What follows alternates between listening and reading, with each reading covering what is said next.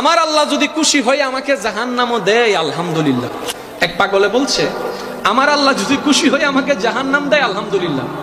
এবার শিক্ষিত সমাজ যারা আমাদের মতো কিছু আছে না, বেশি পণ্ডিত, এবার যাই বলতেছে আসলে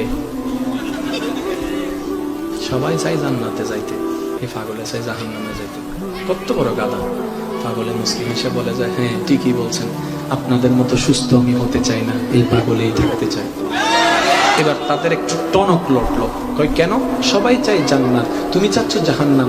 বলে যে ভাইয়ারা আপনারা মনে হয় আমার কথাটা খেয়াল করেন নাই, আমি বলেছি আমার রব যদি খুশি হয়ে, আমার রব যদি খুশি হয়ে আমাকে জাহান্নাম দেয় আমি সেটাও নিতে রাজি। বলে যে এখনো বুঝলাম না। পাগল বলে জ্ঞান দিয়ে রবের বিষয় বোঝা যায় না, দিল দিয়ে বুঝতে হয়। আরে শুনো, রব যখন খুশি হয়ে যাবে জাহান্নামটা জান্নাত হয়ে যাবে, রব যখন নারাজ হয়ে যাবে জান্নাতটা জাহান্নাম হয়ে যাবে। আমার রব যদি খুশি মনে বলে যে জাহান্নামে যা, আমি দৌড়াই যাব, কারণ এতটুক বলতে পারবো আমার রব খুশি তো হয়েছে। আমার রব খুশি তো হয়েছে।